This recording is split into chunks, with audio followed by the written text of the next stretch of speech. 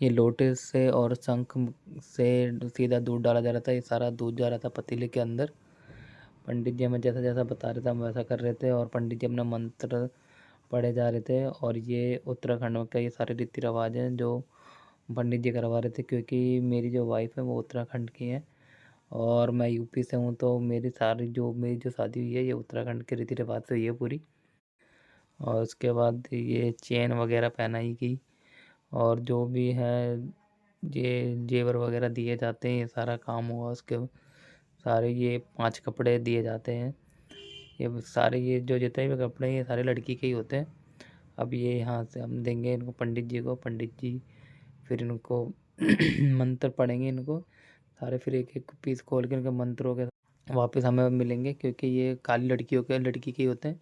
ये लड़की ही पहनेगी जो हमारे घर में बहू बनी के आई हैं, यही पहनेंगे इन्हीं के लिए। फिर ये दक्षिणा के लिए जो पंडित जी के दक्षिणा का ये इनके यहाँ का ऐसा होता है कि कलश के नीचे से दिए जाते हैं जो दक्षिणा होती है पंडित जी को। तो फिर वो हो रही थी। फिर ये जो है इन मेरे को तो नींद आने लग गई थी भाई, तो पंडित जी के मंत्र इतने लंबे चल रहे थे कि मेरे को तो फिर नींद आने लग गई थी।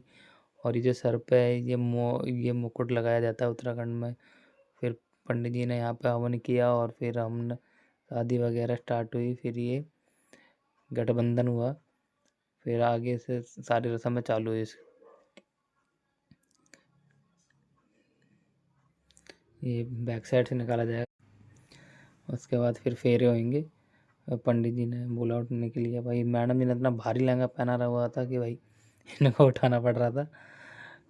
मेरे तो भाई कमर ही दुख गई थी बैठे बैठे। फिर यहाँ से पंडित जी ने बताया कैसे कैसे हमें जाना है, कैसे फेरे लगाने। तो पहले मैडम जी को बोला कि आप आगे आइए। फिर मैडम जी आगे आई। फिर यहाँ से फेरे लगना स्टार्ट हुए। वीडियो तो पूरी अच्छी है और मैं पूरी डिटेलिंग में भी बता नहीं पा रहा, क्योंकि उस टाइम और इस टाइम का बहुत फ़र्क है। क्योंकि ये तो मैंने शॉर्ट फॉर्म में बनाई है सारी वीडियो, तो मैं अभी ये सारी अपनी वॉइस में मैं बता रहा हूँ कि कैसे कैसे सारी रस्में होती हैं। ये छोटे भाई हैं, ये खील वगैरह दे रहे हैं। तो इस हिसाब से यहाँ पे फेरे वगैरह लगते हैं, सब फूल वगैरह वाले मस्ती कर रहे थे सारे मेरे से। तो अच्छा सारा मोमेंट बहुत अच्छा था। सब ने बहुत इन्जॉय किया और शादी बहुत अच्छे से हुई है। और मैं आगे के दिखाऊंगा, विदाई वाला सेशन भी है।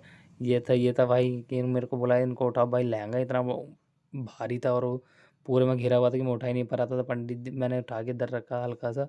पंडित जी ने कहा आप इस साइड आ जाओ। फिर यहाँ से इसके बाद हमारे फेरे चालू हुए। ये चारों साइड हमने चारों दिशाओं को पहले प्रणाम किया। उसके बाद फिर